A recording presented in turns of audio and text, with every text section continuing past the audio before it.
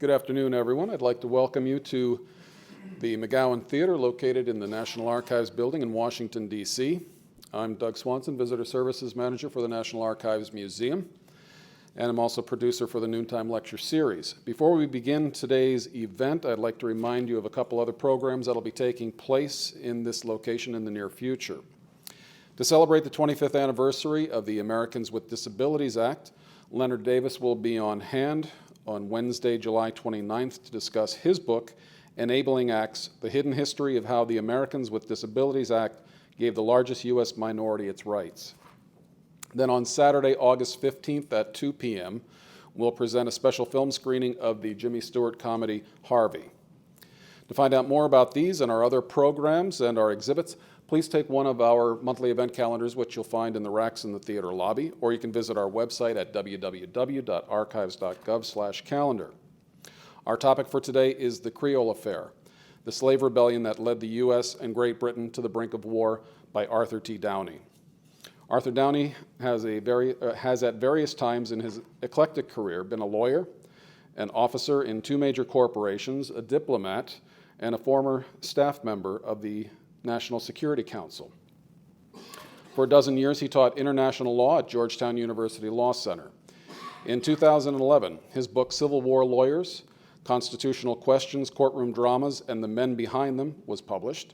His current book, The Creole Affair, was published late last year, and he is currently in the final stages of completing his next book dealing with the Cold War, which will be published this September. Please join me in welcoming Arthur T. Downey to the National Archives.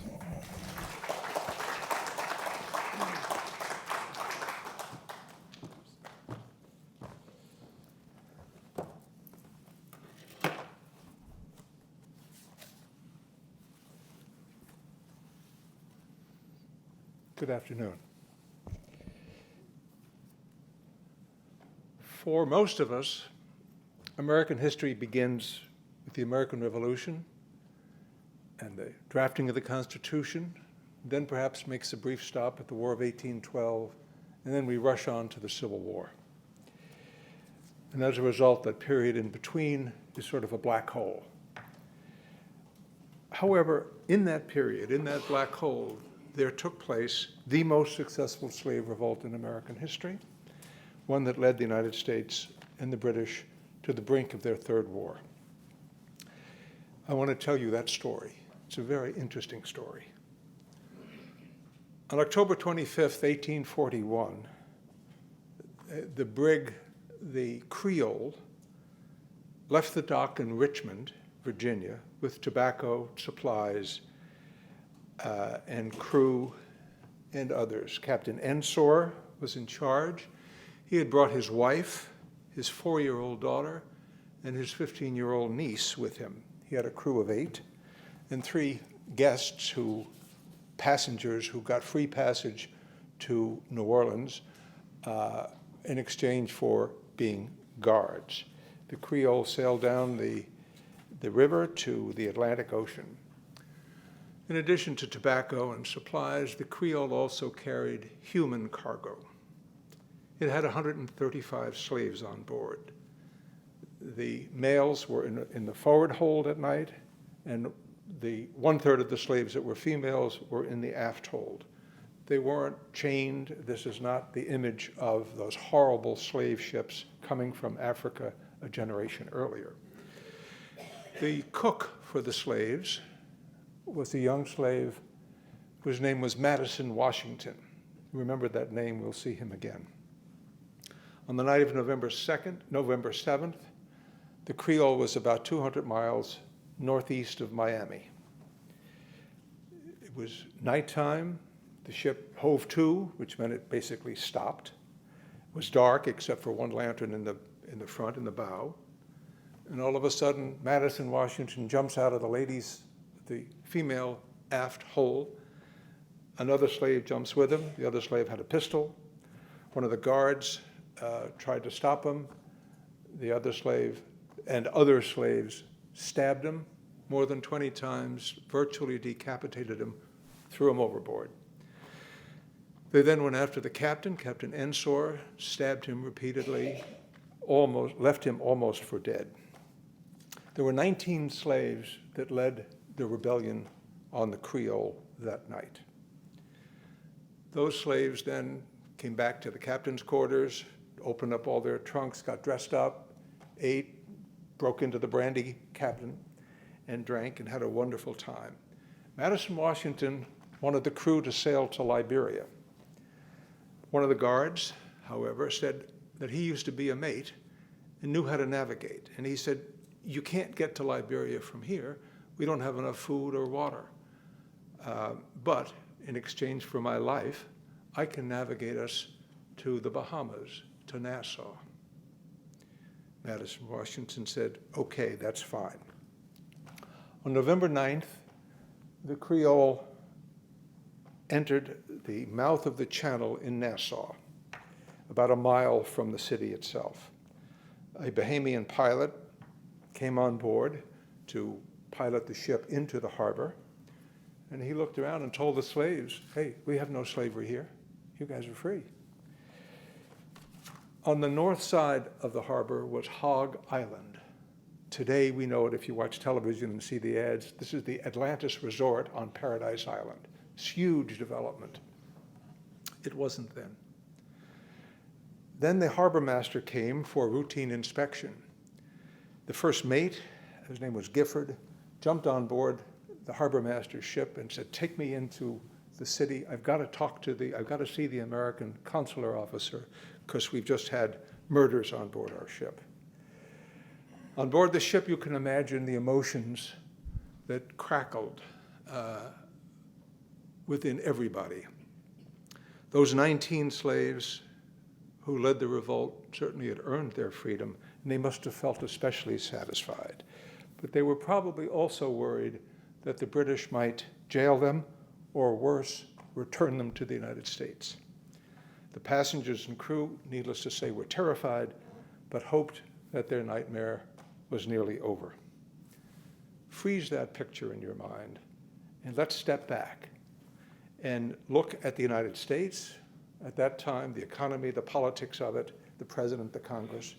Let's look at US and British relationships, and let's look at what the Bahamas was like then. First, the United States. It was a lot smaller than it is today. There were only 26 stars in the American flag. The United States population was at about 17 million, including more than 2 million slaves, about half the size of Great Britain at the time. The economy in the 1830s boomed. Railroads and canals and steamboats moved people and goods all over the country.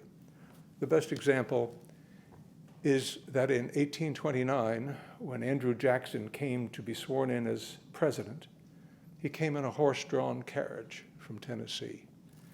In 1837, after his presidency, when he returned to Tennessee, he returned on a train pulled by a steam engine. The technological change was that dramatic. Then, as so often happens, as we know these days, the classic boom and bust cycle kicked in. We had what was called then the Panic of 1837. It was a Great Depression, a great recession. Think Greece today. The banks failed. States defaulted on their loans. It was required for the United States Congress to pass our first bankruptcy laws.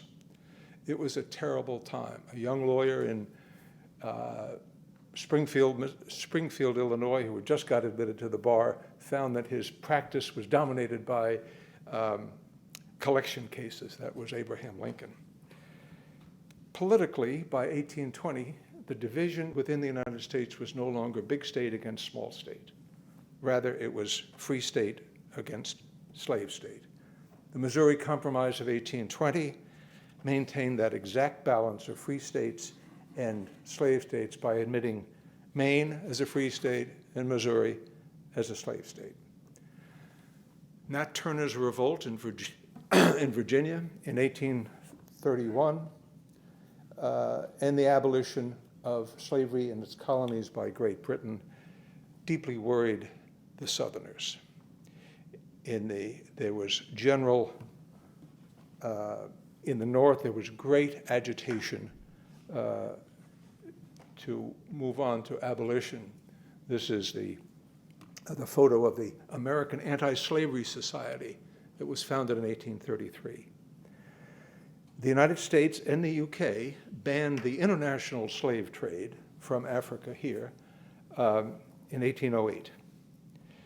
This action created a massive redistribution of slaves within the United States. They moved from the upper southeast, from Delaware, Maryland, Virginia, down to the new vast lands in the southwest to Mississippi, Alabama, Louisiana. The price of a slave in Richmond was determined by the price of a slave in New Orleans. Typically, the slaves in Delaware, Maryland, Virginia, et cetera, were sold in the fall after they had brought in the harvest, and they were sent around to New Orleans so that they would arrive in New Orleans in the spring in time to work for the planting.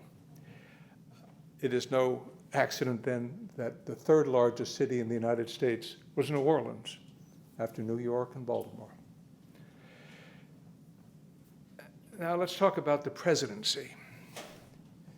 Martin Van Buren was president in 1837. He had a great resume. He was off to a good start, but then, as James Carville famously said, it's the economy stupid. And for his entire presidency, the Great Depression, the Panic of 1837 continued. So it was a horrible time to be president. The Whig convention in 1840 selected a war hero from Ohio as its presidential nominee, William Henry Harrison, famous for winning the Battle of Tippecanoe. They needed a Southerner to balance the ticket, so they selected John Tyler, who had been a senator and governor of Virginia. The election of 1840 was the first modern political campaign. Political slogans were used for the first time. Tippecanoe and Tyler too, you've heard. Van Buren was a Democrat from Kinderhook, New York, and OK clubs were formed, and that's how the term OK came into our national vocabulary. President Harrison had needless to say, Harrison won a huge majority in the Electoral College and became president. President Harrison had 6 cabinet members against 15 cabinet members today. The senior member, let me skip over that, was Daniel Webster as Secretary of State. He was the greatest lawyer at the time in the United States. He had argued 170 cases before the Supreme Court, a record never equaled since then. He had served in the House and the Senate, and he and Henry Clay founded the Whig Party in 1833. Webster worked hard with the president-elect to get Harrison to limit his enormous inaugural address. But it went on for 90 minutes in a snowstorm here in Washington on March 4th, 1841. Harrison caught a cold, got pneumonia, and the doctors bled him, fed him laudanum and brandy, and he died on April 4th. Secretary of State Webster sent his son, his own son Fletcher, on horseback down to Tyler's plantation in Virginia to announce that he was now the president. However, there was uncertainty about John Tyler's status. Was he acting president? Did he have full powers? This had never happened before. A president had never died in office. And he began to be viewed with suspicion by Whigs in the Congress. They fought over the national bank legislation. And in mid-September 1841, on a Saturday, 5 of the Whig cabinet members walked into the White House, and each one of them, 1 hour after the other, resigned. Daniel Webster stayed. Tyler wanted him to stay because he needed Webster to help him with battles with the Whigs in the Congress. And he was also worried about relations with Great Britain. And Tyler was an Anglophobe, and he knew that Daniel Webster was an Anglophile. Among other reasons, Daniel Webster, as a lawyer, had a wonderful client in the UK, Baring Brothers, the great financial house, which dominated European and American finances for years. And Daniel Webster was the American lawyer for Baring Brothers. In Congress, at that time, anti-slavery pressure was building and building. The Democrats controlled the House, and in 1836 adopted what was called the gag rule, that basically there's automatic tabling of any petition that relates to slavery in any way. The leader against the gag rule was John Quincy Adams, former president of the United States, who since 1831 was a member of the House. He fought against the gag rule over and over, and it was still in place in 1841 and 42. The Supreme Court. In 1839, African slaves violently revolted on a Spanish slave ship off Cuba, the Amistad. You all know the Amistad movie, the Spielberg movie in 1997. And those freed slaves ended up in the United States, and the Supreme Court had to decide the fate of those slaves. And the case was argued in February 1841. John Quincy Adams, the former president and now House member, argued the case for the slaves. It was his fifth and last appearance before the Supreme Court. In the movie, Anthony Hopkins played John Quincy Adams. In March, oh, that's the gag rule. I'm sorry, I should have showed you that.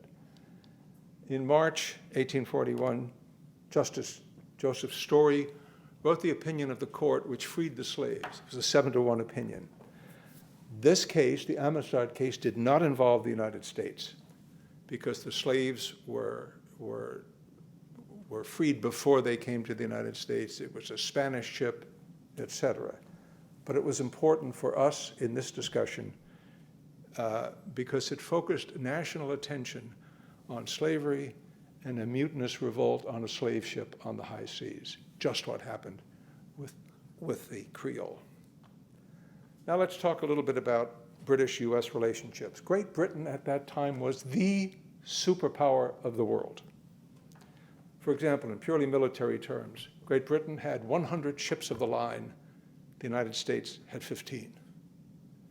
Great Britain had colonies in Canada, Australia, and New Zealand. It had naval bases in Malta and in Gibraltar.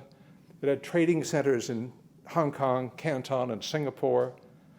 The Falklands became a crown colony in 1840, despite the American Monroe Doctrine.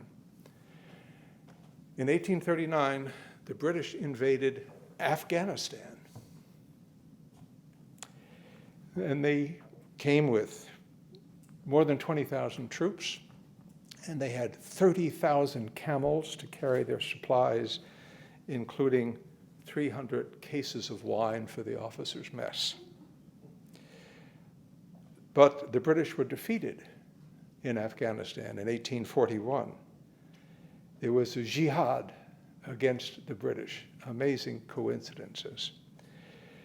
They were defeated, and they were massacred. 8,000 of the British forces were massacred as they retreated from Kabul at the Khyber Pass in January of 1842. This is important for the resolution of this mess.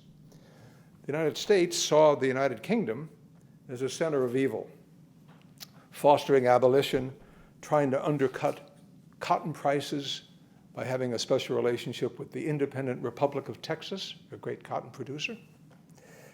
And they thought, the South anyway thought, the Brits really wanted to destroy the American economy.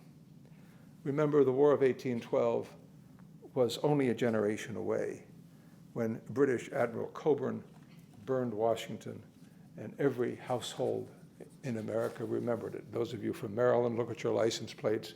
It still says the War of 1812. But there were 4 specific problems in US-British relationships. First, in 1837, there was a rebellion in Canada. Some Americans went north to help the rebels. At the end of 1837, British militia crossed the Niagara and burned the American merchant ship, the Caroline, and pushed her over the Niagara Falls. Now imagine that. And Americans called for war against Great Britain. How could they do this to us? The British said, hey, self-defense. You Americans crossed the line and came up here, and we're okay doing that.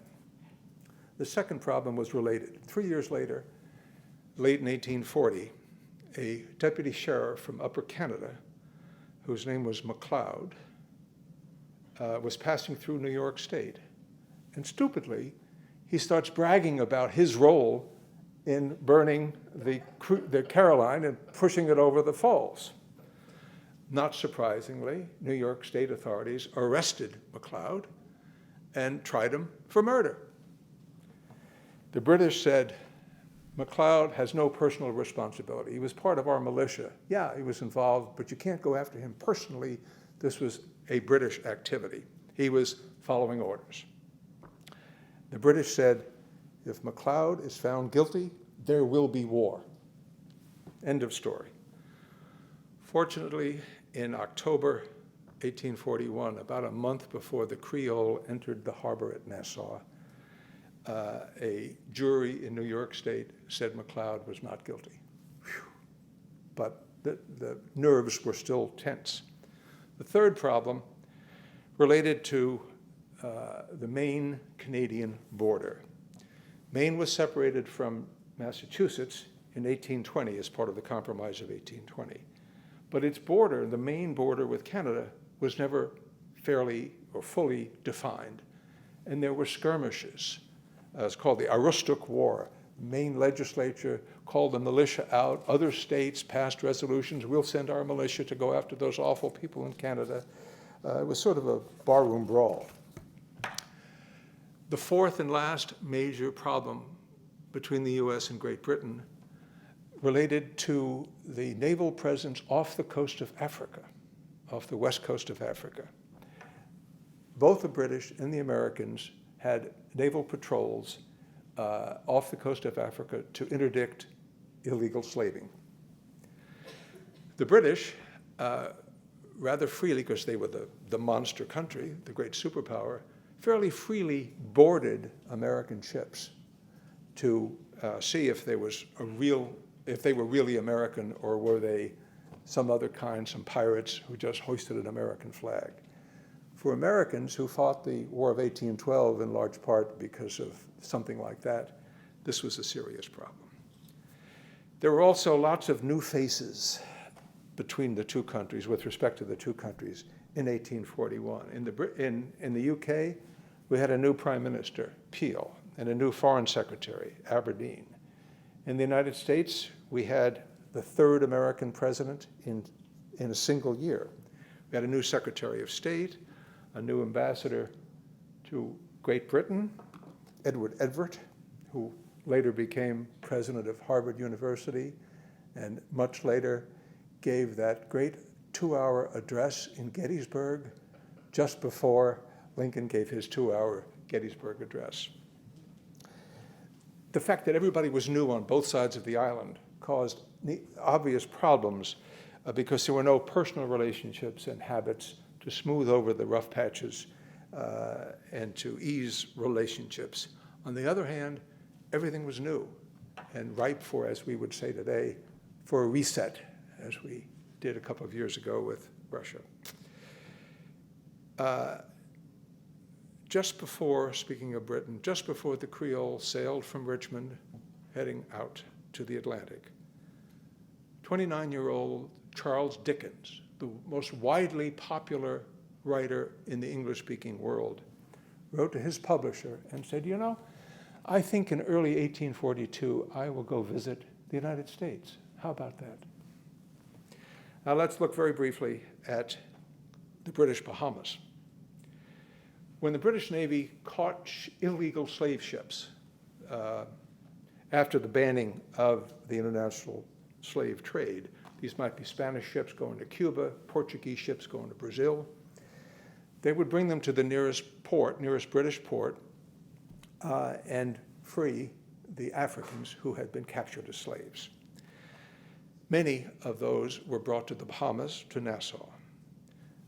And those free Africans now, once they stepped on British soil, retained their African languages, their culture, their religion.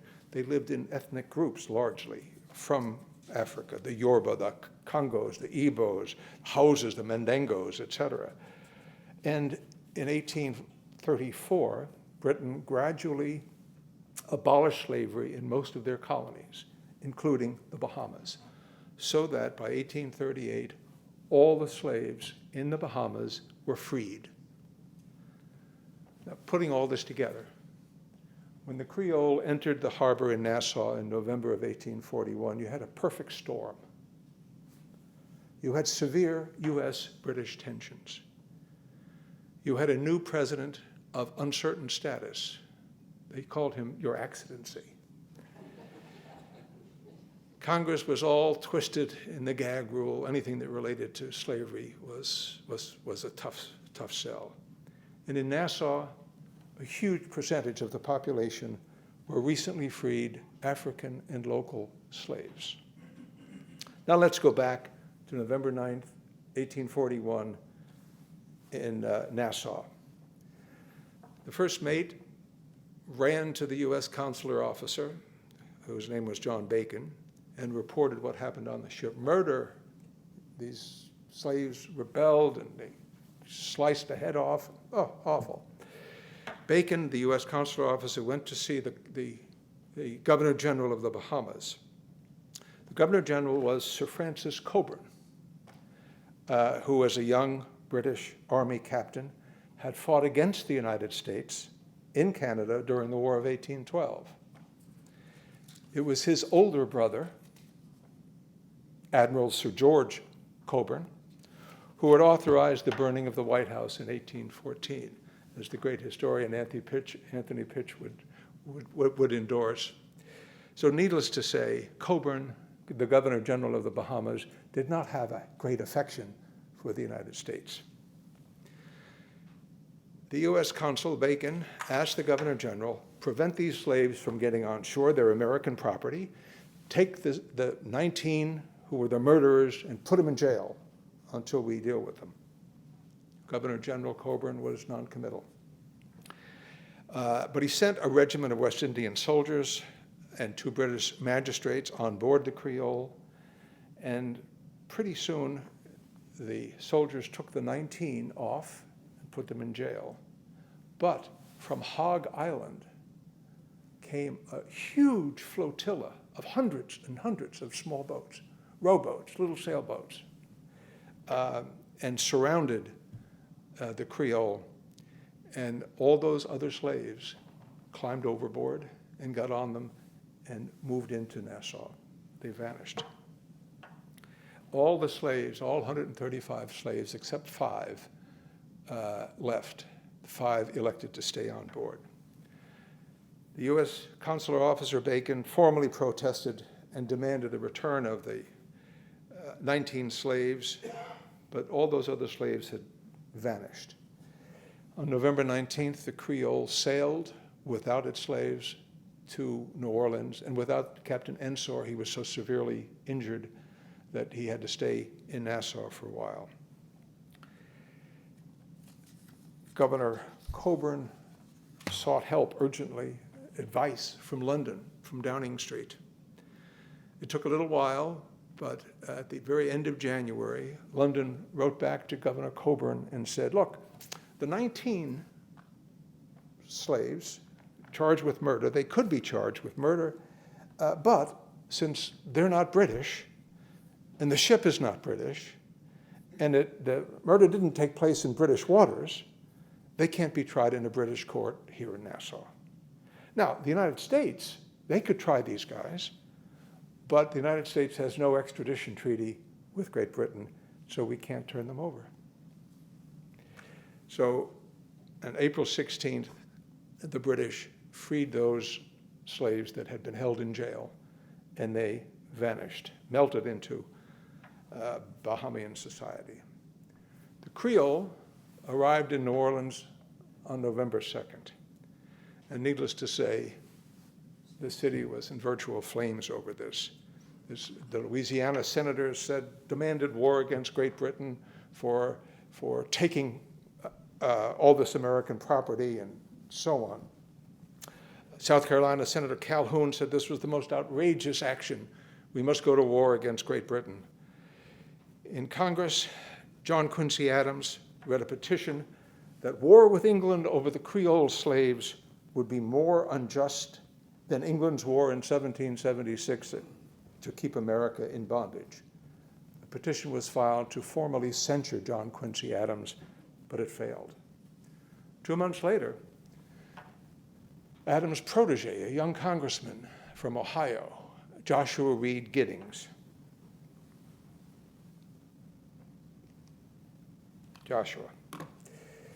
he proposed a resolution dealing with the Creole issue. It was very clever. It was a long resolution, but the essence of it was this. There's no federal slavery. Slavery is a state matter. Okay. And you can hear the Southerners saying, good for you, Giddings. That's right, it's a state matter, states' rights, and the federal government can't tell us what to do. Okay, but he went on and said, but when a ship leaves a state and goes into international waters of the Atlantic, for example, the persons on board are no longer subject to the slave laws of that state. And therefore, when the Creole left Virginia had no more jurisdiction over those slaves, and the persons on board simply returned to their natural rights, and they're not liable to any punishment. What Giddings was doing, very clever, Giddings was making an indirect attack on the coastwise slave trade, using the Creole as an example. Remember I said the biggest thing in slavery at that point was moving this mass redistribution of slaves from the upper South around to the Southwest, and he was going after that. It's a short fuse for everybody. The next day, the House of Representatives voted overwhelmingly, formally, to censure Joshua Reed Giddings. It was only the second time in American history that a member of Congress was censured. He got out of his desk on the House floor, walked down to John Quincy Adams' desk, shook his hands, and left the House, said goodbye formally to the Speaker, etc. Went back to Ashtabula, Ohio, and within weeks he was overwhelmingly reelected and came back to Congress. Quite a story. In May, word reached Washington that the British had freed those murderous slaves from jail, and the South went berserk. A little leitmotif for a moment. Remember I mentioned Charles Dickens saying at the end of 1841 that he might visit the United States? Well, he did. He arrived in Boston in late January. And he was subject, and this was a rock star at that time. He had dinners with everybody, every famous person. In Philadelphia, in New York, he met with former President Van Buren. In Philadelphia, he met with Edgar Allan Poe. He came to Washington in March and was invited for private dinners at the White House. Up at the Congress, he met Webster and Tyler and Calhoun and Adams and everybody else, Washington Irving. And he was about to head south because his plan was to start in Boston and come all the way south. And Henry Clay took him aside and said, my boy, over this Creole thing, the South hates the British. I don't think it would be safe for you to go down there. So Charles Dickens got the message and went west. So if you read his book that he wrote about this period called The American Notes, it's all about his time in the very north and then in the west.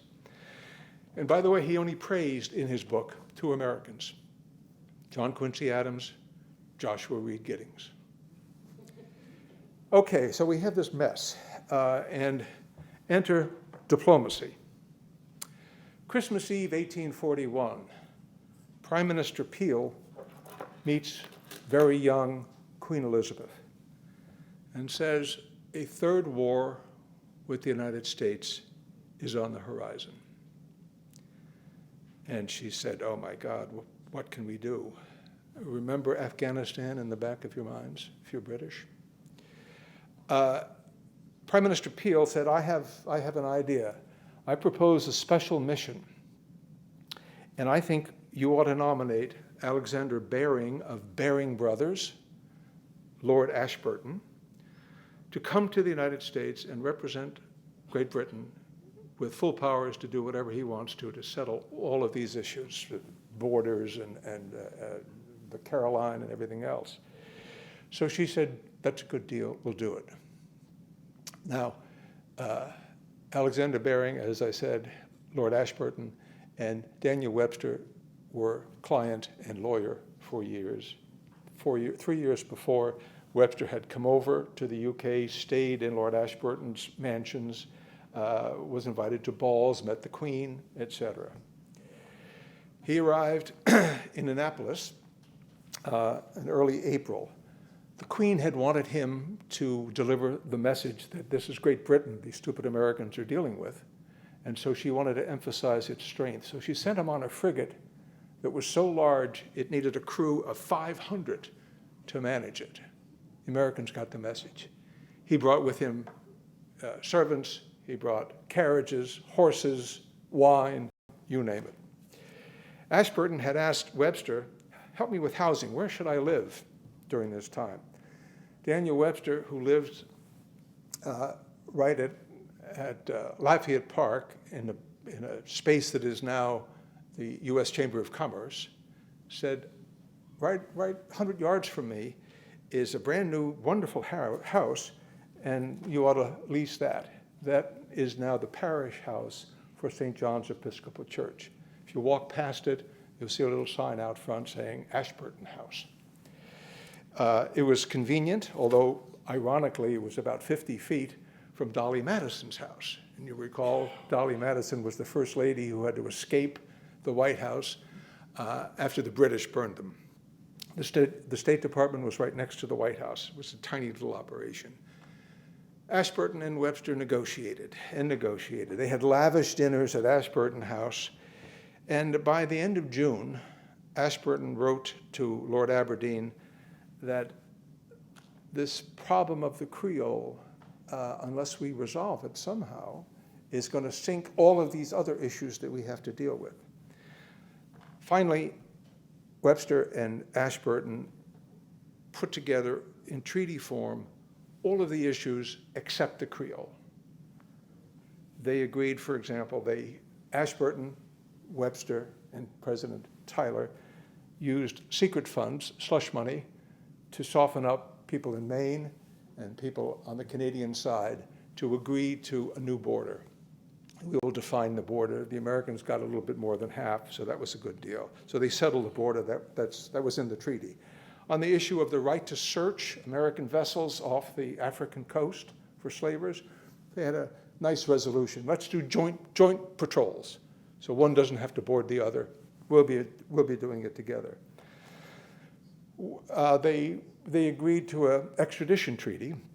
Webster tried to get a provision in there that one of the extraditable offenses would be a revolt on board a ship.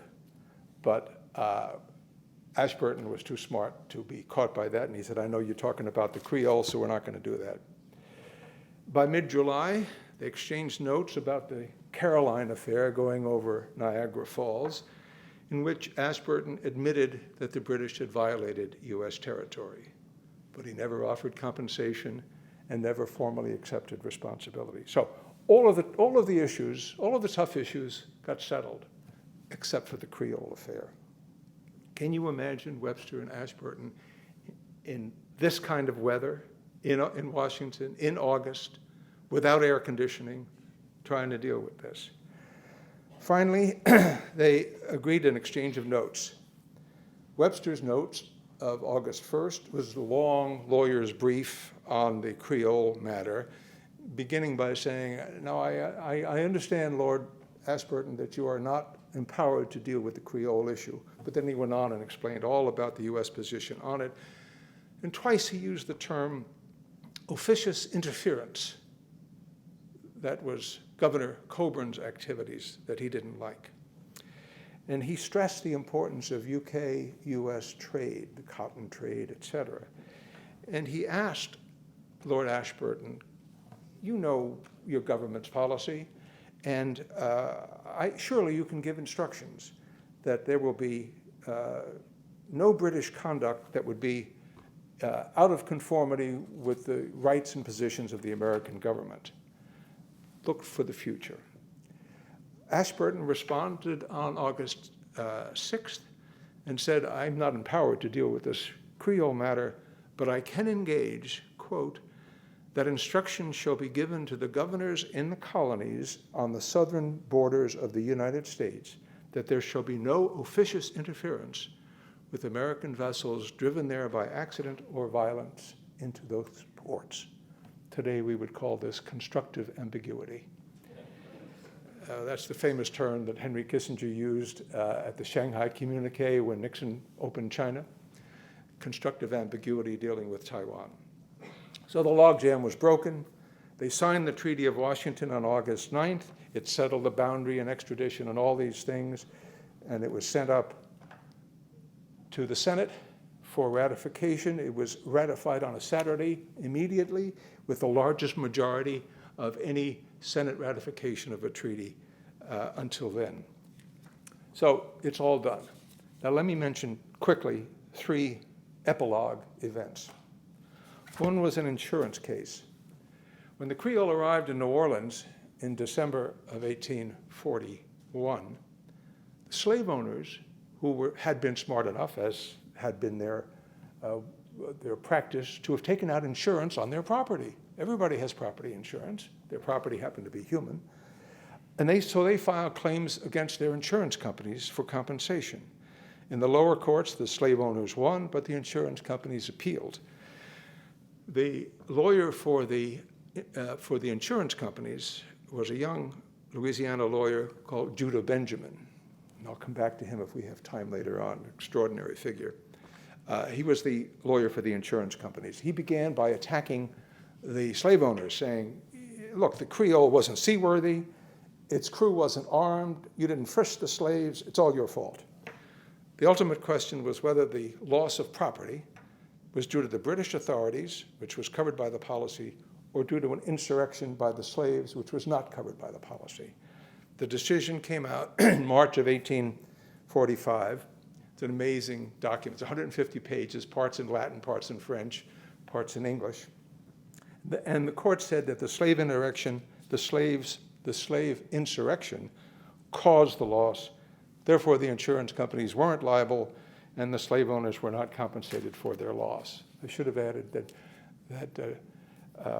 the lawyer, Judah Benjamin, happened to have owned 140 slaves at that point.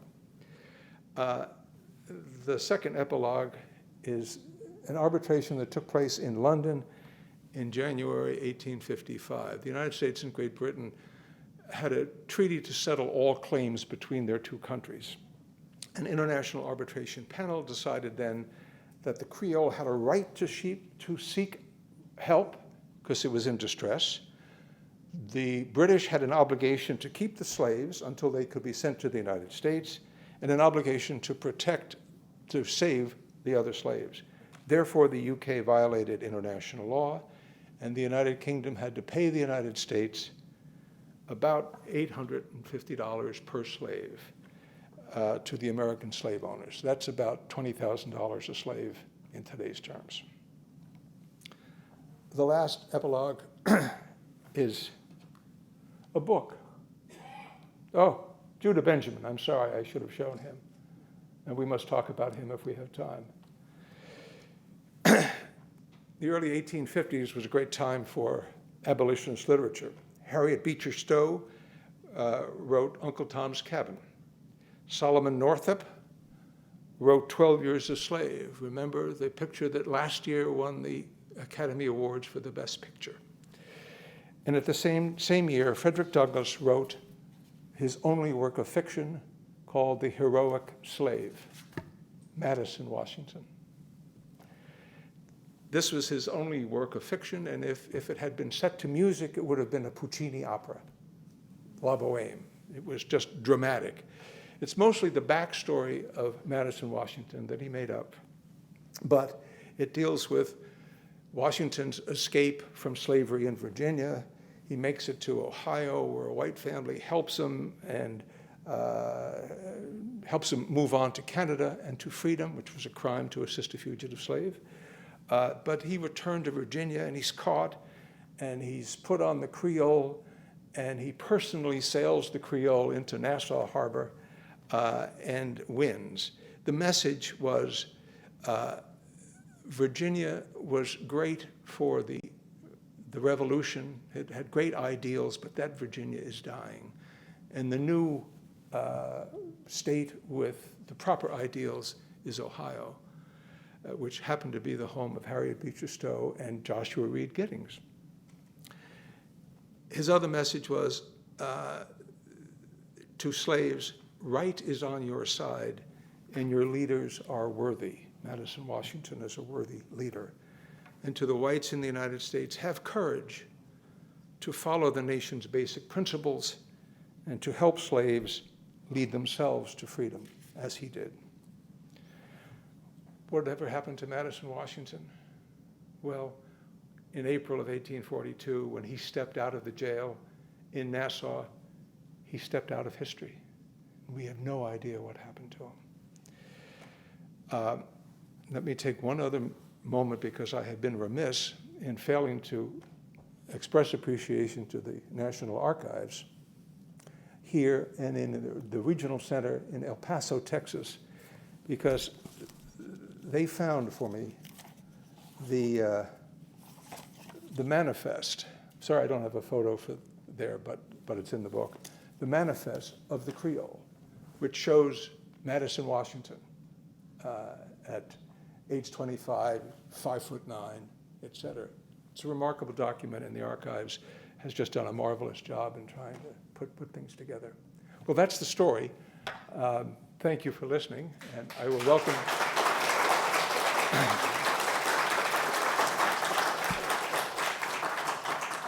I'll welcome any questions, for which please move to the microphones, I'm told. While we're waiting, I'll show. Or I guess I'm not going to show. Yes, sir. Thank you very much. I have a question about, you mentioned that of the 19, there was a gun, and maybe it's in your book. It sounds like there was some type of investigation that was done to find that there were 19, that there was a gun, that there was all this information, that people would have had to been interviewed, both sides, I assume. So anything that you can talk about from that perspective and what that might have led to, because slavery was still in place, to prevent something like that from happening again. Sure. There was a gun and there were knives, and then the officer and crew had some weapons on board that never fired. They misfired, they didn't have ammunition, et cetera. But somehow the slaves had smuggled on some weapons. In the Frederick Douglass book, The Heroic Slave, his white friend from Ohio meets him just before he gets on the Creole and slips him 3 knives. But we don't know exactly how these slaves acquired weapons, but they had them, and they overpowered the crew immediately. And after the settlement with the British, there were no more incidents like this. Now, I'm sure, I can't prove this, but I'm sure that the maritime authorities and the slavers, the slave owners, made sure that all the slaves were checked before they got on board, and there might have been armed guards that paid attention too. So there was no more incident like this. Yes, ma'am. Yes. When you attended law school, was this case covered, or is it something you researched on your own? Oh no, this is rarely covered. You can ask historians of the period, what do you know about the Creole? Nobody knows about it. It's an amazing story, but it's not taught anywhere. And I should add, on your question about the investigation, when the British authorities in Nassau came on board, one set of those authorities were magistrates, and they interviewed everybody on board. And it was their report from interviewing the slaves and the officers and the crew and Captain Ensor's wife and so on, that they narrowed it down to these 19. And actually 2 died in prison from natural causes, so there were, in the end, 17 were freed. And then for this insurance case in Louisiana, all kinds of authorities came to Louisiana for the discussion. The consular officer, Bacon, came to New Orleans. So everybody was testifying on what happened. And the facts were not clear. There were 2 different stories, essentially. The Americans, the shippers, were saying, these awful British, they let these guys go, this is terrible. And the British were saying, come on. The ship's officers and crew didn't want to sail back with all these slaves on board because they were afraid of getting killed. So there's a real discrepancy in exactly what happened. Nobody knew. In the 1855 arbitration? Excuse me, I was asked to ask you, or perhaps I can just repeat the question. Oh, there you are. Yeah. I'm sorry. Yeah, in the 1855 arbitration, where the British were ordered to pay, did they in fact pay the compensation they were ordered to pay? Oh, yes. Yeah, it was a 3-member team, which is typical for a claim settlement negotiation. And the umpire, he's called, the third guy, the deciding guy, was actually an American citizen, but who lived in London, and guess who he worked for? Baring Brothers. He was a commercial guy, and I think that probably influenced him a bit, because if you're a commercial guy involved in international trade, you don't want funny things like this to happen. You want order and predictability. But anyway, yes, they paid. And there was actually a subsequent dispute that ended up in the US Supreme Court because the slave owners had hired a Washington lobbyist to prosecute their claim with the British. And the Washington lobbyists wanted a piece of the settlement that the British made, and they fought it through the Supreme Court. It was just ridiculous, but it went on. Yes, sir. Thank you very much, Mr. Downey, for that lovely speech. It reminds me of the Trent Affair in Abraham Lincoln's time, when they almost came to war. 2 Confederates were captured off the coast of Cuba by the Union Army, Navy, and Lincoln gave Seward, his Secretary of State, the opportunity to argue for it and Lincoln against. And Lincoln said, I cannot have 2 wars at one time. And I wondered whether you might have, because you were talking about the brink of war, whether you mentioned this at all of Trent Affair. Thank you. Yes, I mentioned the Trent Affair in passing. The most interesting part, in a way, is that the key Confederate who was captured on the Trent as it was heading for England was Slidell, who happened to be the law partner in New Orleans of Judah Benjamin. And so ironically, you had that linkage. Judah Benjamin, by the way, went on to be a United States Senator and then was a senior officer in the Confederacy. His picture is on the Confederate $2 bill, and he was Confederate Secretary of State, Secretary of War, and Attorney General. When the war ended, when the Civil War ended, He beat it south and got out, made his way to, of all places, Nassau, the Bahamas, and then made his way to Liverpool and the United Kingdom, where he became the most successful English lawyer in English history. And he wrote a famous book, a law book on sales. And if you ask a British solicitor today, do you know Benjamin on Sales? That's the title of the book. That's, oh, sure, every law student reads Benjamin on Sales. But nobody knows that he was an American who represented the slave owners, the insurance companies in the Louisiana case, and was the law partner of Slidell, who was caught in the Trent Affair. Thank you. Any other questions? Thank you.